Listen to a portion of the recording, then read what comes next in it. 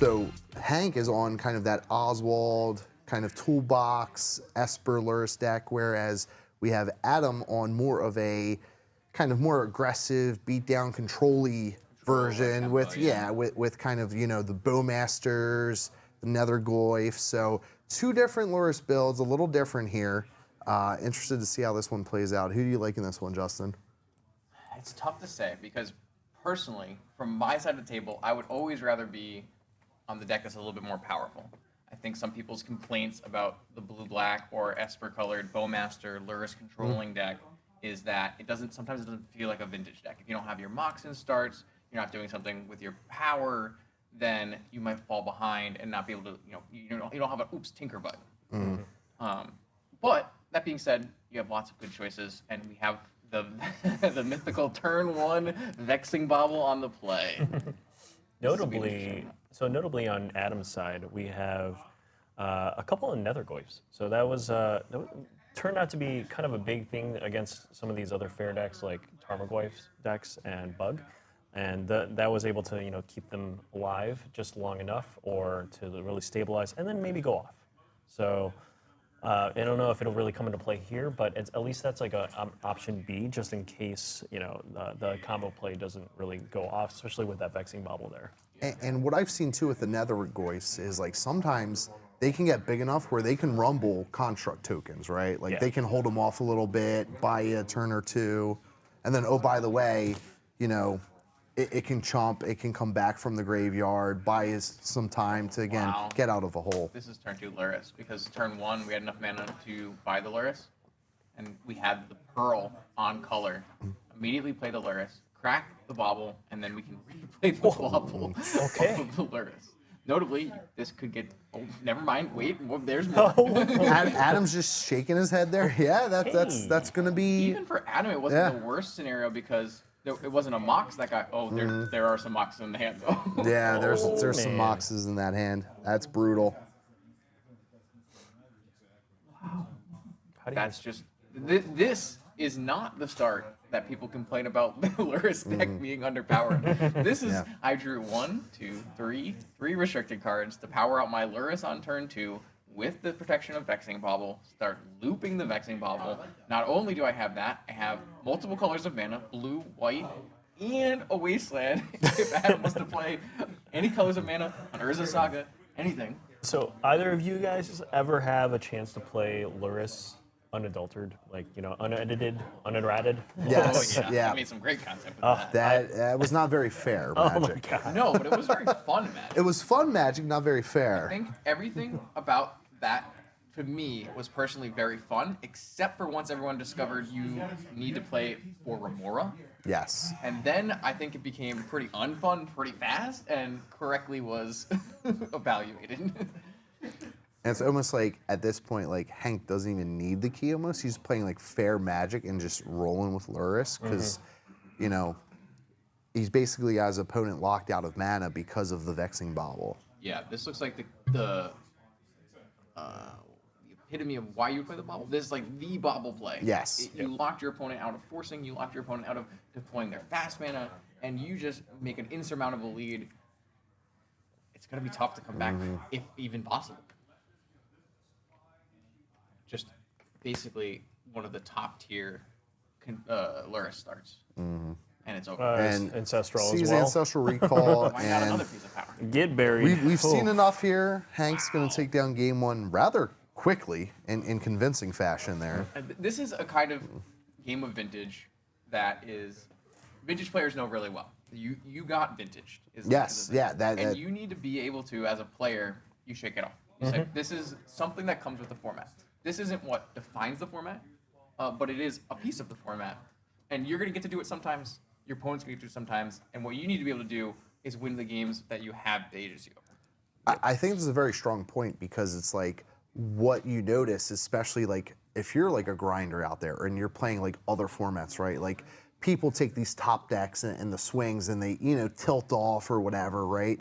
Like you have to be able to take that in stride because that's going to happen when you play Vintage, right? It's how do you mentally refocus, recompose yourself, and get back out there and really try to get the next 2 games because the swings are so great because of the power level of the cards. Right, but those things, it really does show character there and being able to just like steady yourself. Right? Yep. So both these players are seasoned veterans in terms of being able to get out there. I know both of them also play online quite often. So whether or not Hank is always not even really that visible online, he is definitely out there grinding away, and he's told me in the past that this is the way that he gets prepared for these type of things. I watched him within a week's time learn Doomsday, and I'm like, are you kidding me? I'm like, that is incredible, but he put in 40 leagues in the time. A lot of leagues. And so it's that type of dedication that, and also maybe the real grinding and steadying your mind that, okay, now I know all the possibilities of really what is going to attack me in that turn 1, right? I see a Vexing Bobble, it's not gonna be bad, all right? Well, let's if they really do have the extra piece, that piece of knowledge is what you gain out of that grind. Yeah, I feel like Vintage more so than other formats, you have to have this mental strength because of things like that where you get vintaged, but then being able to understand just the rest of the format and how that's going to play out against you. I liked your point about picking up decks and grinding, and I think it's very important to play the other decks in the format. You can be a specialist. You can be really good at your combo. A shop specialist, a bazaar specialist, or whatever, right?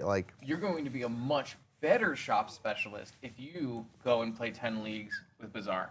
You go play 10 leagues with Blue Control, with Blue Combo, and you understand, okay, so what about those decks, what do I want from those decks? Yep. What am I trying to accomplish as the pilot of those decks? And then when you go back to playing shops, okay, that's what if I was on the other side of the table, I know what I would want, I know how to stop that, and I just become a better player overall. Even if you have a preferred choice and you want to play this style of deck, super strong to learn other decks in the format. I completely agree. So my approach to Legacy has always been, all right, let me start playing the deck that's beating me. D&T being one of those that David Lance just got me in I think it was the final round of a EW one year. Why is it that he knows Charming Prince that much better than I do? And from that point on, I was like, all right, I'm going to learn D&T. I want to find those windows. That's what you get for being able to grind with a particular deck. And now I have 2 decks that I can rely upon. What do we got going on here? I don't know if we can get the blur out. Okay. Yeah. But looking at the sideboards, let's see. Adam's going to be on the play, so he'll have first crack with some threats here. And it does look like Hank is keeping track of mulligans on the die now, so at least 2. Down to 5.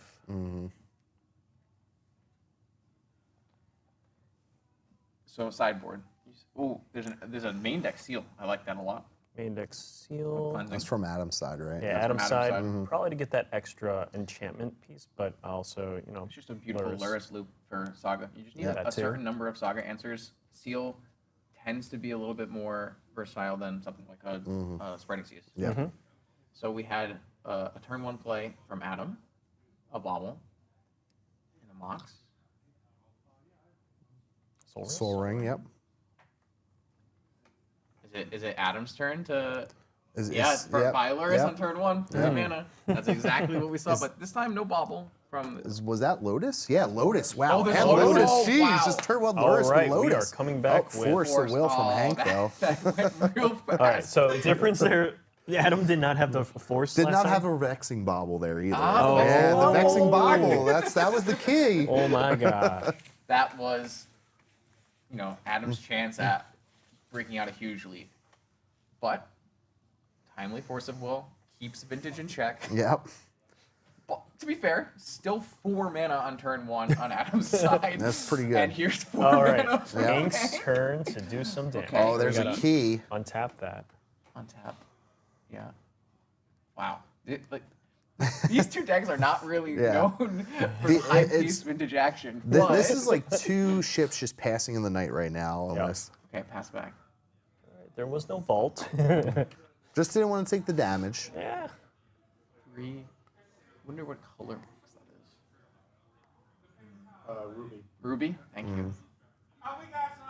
So basically, colorless. For these two decks, yes. Yeah. Well, I didn't get to see Hank's exact list before we had started. Is there a Haywire Might and a Tropical?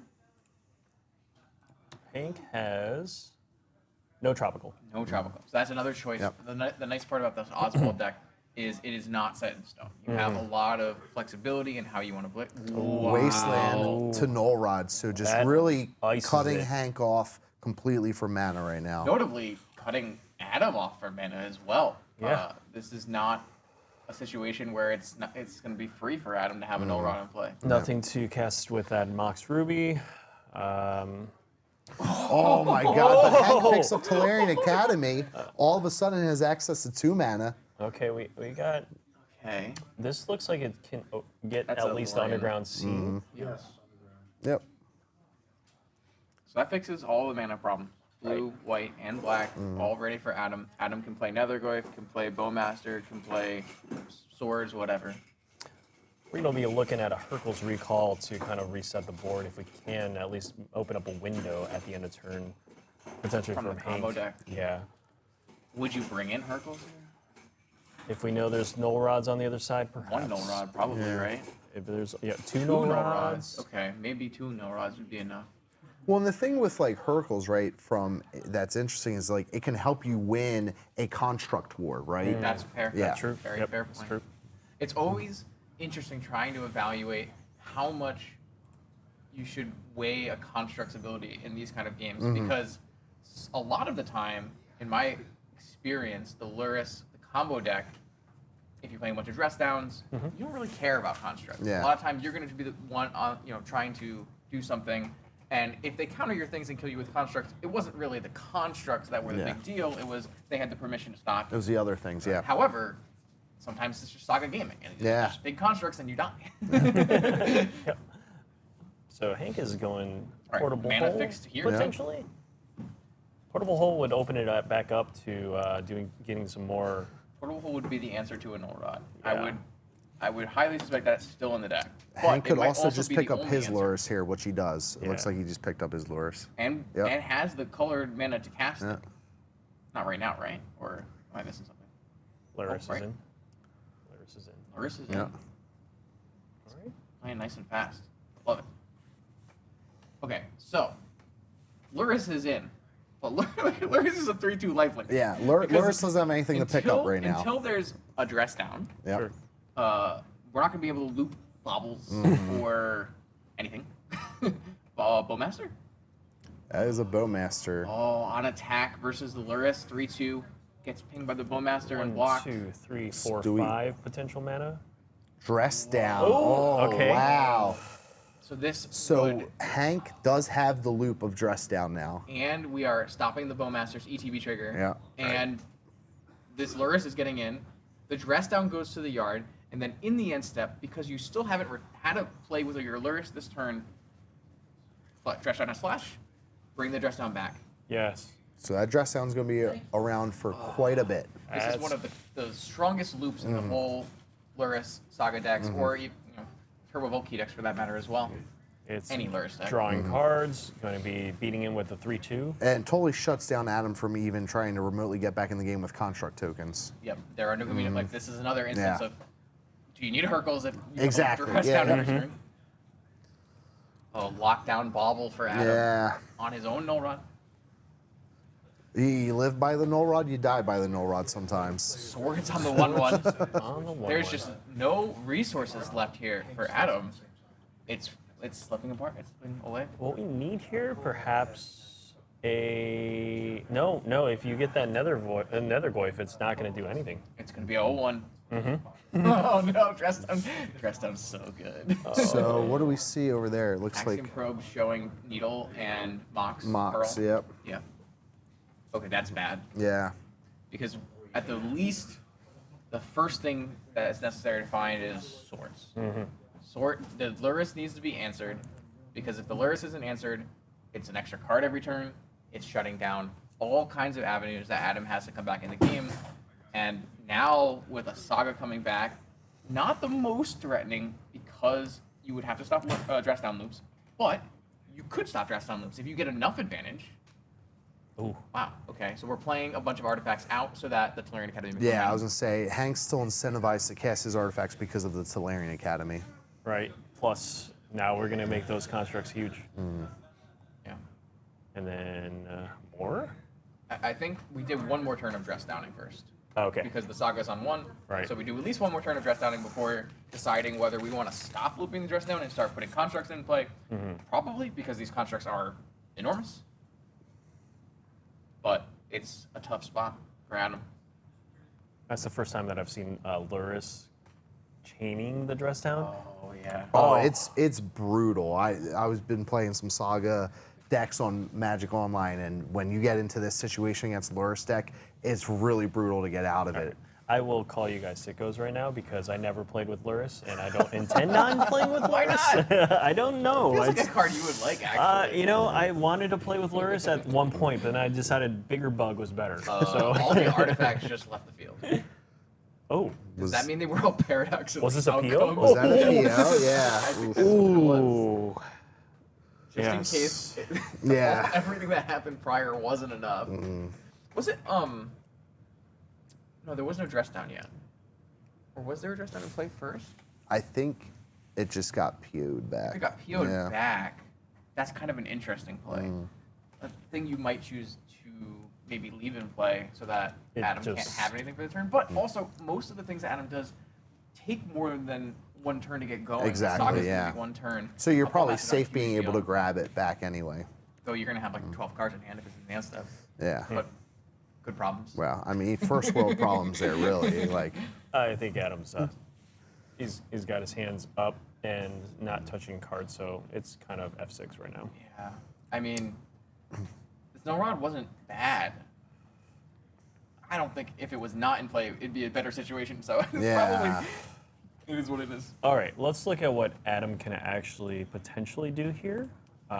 There is no balance, right?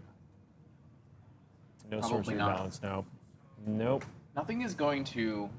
I mean, all great vintage comebacks start by top decking Ancestral Recall. Sure. And then are there 3 cards that combine to win? No, Yeah, there are not. Yep. I think we're picking it up. Wow. Congrats to Hank, who had just amazing Luris Saga starts. yes, really Wow. powerful starts.